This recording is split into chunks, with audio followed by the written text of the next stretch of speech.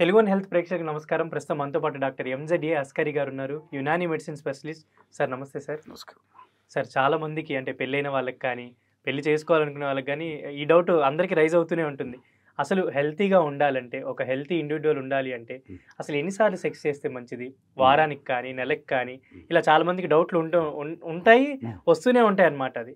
So అలాంటి వాళ్ళకి మీరిచ్చే సలహా ఏంటి సార్? ఈ డౌట్ మన ప్రేక్షకుల వైపు నుంచి అడిగినా, నీకున్న సందేహం అడిగినా సమాధానం ఒకటే. ఒక మగాడు సెక్స్ చేయడానికి ఎప్పుడు 90 years వరకు కూడా సెక్స్ పరంగా ఆరోగ్యంగా ఉండాలంటే, సెక్స్ పరంగా అంటే అంగంలో స్తంభన ఉండి తీరాలి, ఆడెప్పుడు బాగుండాలి అనుకునేవాడు సైన్స్ ఏం సూచిస్తుందంటే వారానికి 2 సార్లు సెక్స్ చేసుకోవాలి, 4 రోజులకు ఒకసారి సెక్స్ చేయాలి. దానికి అర్థం ఏంటంటే మనం ఒకసారి భార్యతో కలిస్తే వీర్యం ఎంత బయటకు వస్తుంది, 2 ml to 5 ml వీర్యం బయటకు వస్తుంది. మళ్ళీ అంత వీర్యం మన బాడీలో ప్రకృతి వైపు నుండి, దేవుని వైపు నుంచి ఉత్పత్తి అవ్వడానికి మళ్ళీ 4 రోజులు పడుతుంది. దానికి అర్థం ఏంటి? 4 రోజులకు ఒకసారి సెక్స్ చేయండి రా అన్నట్టు దేవుడు మనకు సూచించాడు. రోజుకు 3 పూటలు అన్నం తినాలి. అదే అన్నం కదా అని 6 పూటలు తింటే ఏమవుతుంది? అజీర్ణం అవుతుంది, ఆరోగ్యం పాడవుతుంది. కాబట్టి సెక్స్ కూడా ఒక స్త్రీలకు ఏంటంటే వాళ్ళకి పెద్ద సమస్య ఉండదు. వాళ్ళకి ఏం పని ఉంటుంది? అసలు యోనిలో దూరాలంటే అంగంలో దమ్ము ఉండాలి, గట్టితనం ఉండాలి. గట్టితనం రావాలంటే వారానికి ఒకసారి రీఛార్జ్ అవుతాడు తను.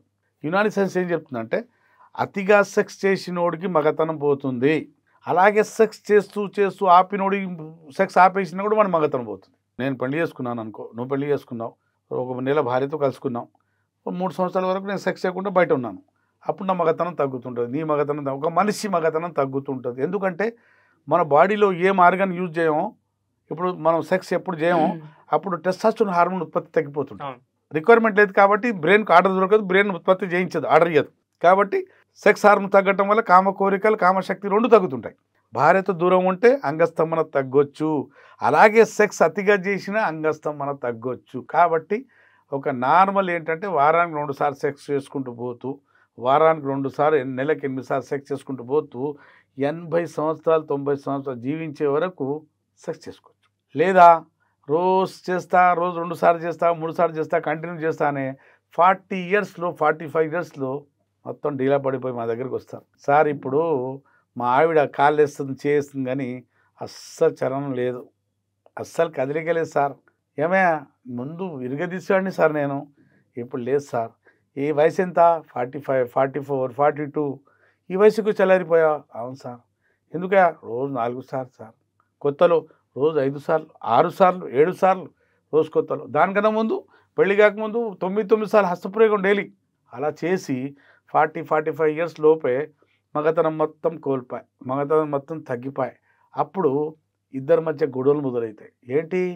ఆమె కోరికలు పెరుగుతుంటాయి, ఈయన ఏం చేయని పరిస్థితిలో ఉంటాడు, ఆమెకు చిరాకు, ఈయనకేమో కుంగుబాటు.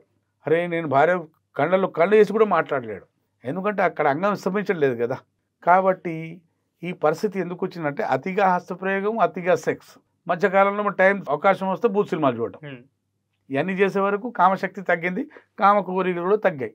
ఇప్పుడు అంగం గట్టిగా అయితేనే కదా యోనిలో దూసుకెళ్ళే శక్తి ఉన్నప్పుడు కదా, అది గట్టిగా అన్నప్పుడు ఎలా అవుతుంది? కాబట్టి చాలామంది మా దగ్గర యోనిలో ఫింగరింగ్ చేస్తారు, భార్యకు సంతృప్తి పంచపరచడానికి ఫింగరింగ్ చేసి సాటిస్ఫై చేస్తుంటారు. వాళ్ళకి సందేశం ఏమిస్తానంటే నేను వారానికి 2 times లేదా 3 times కన్నా ఎక్కువ సెక్స్ చేయకండి. అతిగా సెక్స్ చేసిన కష్టమే, సెక్స్ చేస్తూ చేస్తూ ఆపేసిన కష్టమే. ఎందుకంటే స్త్రీ అనేది ఛార్జరు. ఇప్పుడు ఛార్జర్ దూరం ఉంటే మొబైల్ బ్యాటరీ దిగిపోతుంది, ఛార్జర్ పక్కనే ఉండాలి. అది పెళ్లి కాకముందు 20 సంవత్సరాలు 25 సంవత్సరాలు పెళ్లి కాదు, ఏం కాదు.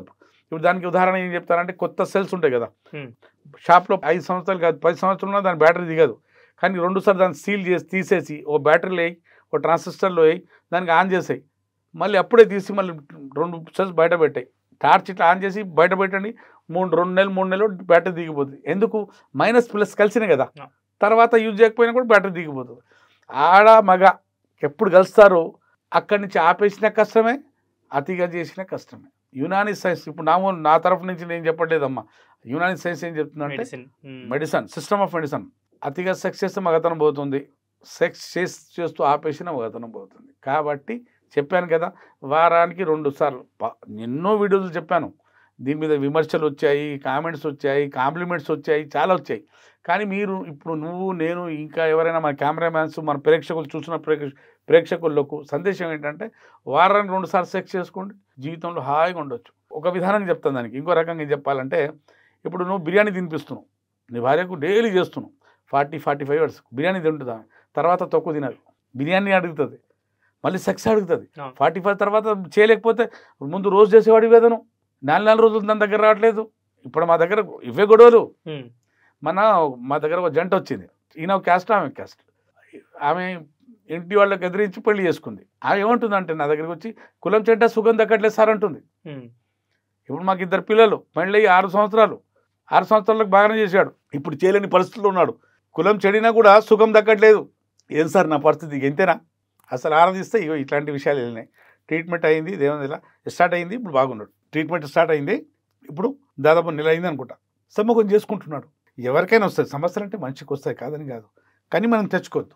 చెప్పాను కదా, అతిగా హస్తప్రయోగం, బూతు సినిమాలు, బోర్ల పడుకోవడం, అతిగా సెక్స్ చేయడం, నైట్ పడుకోకపోవడం, మందు, సిగరెట్, గుట్కా కిందికి వస్తుంది. ఇట్లాంటి చెడు వ్యసనాలు ఉన్నా, అతిగా సెక్స్ చేసే అలవాటు ఉన్నా మానేసుకోండి. ఒకవేళ అప్పటికి మీకు సమస్య ఉందనుకోండి, నాకు సంప్రదించండి.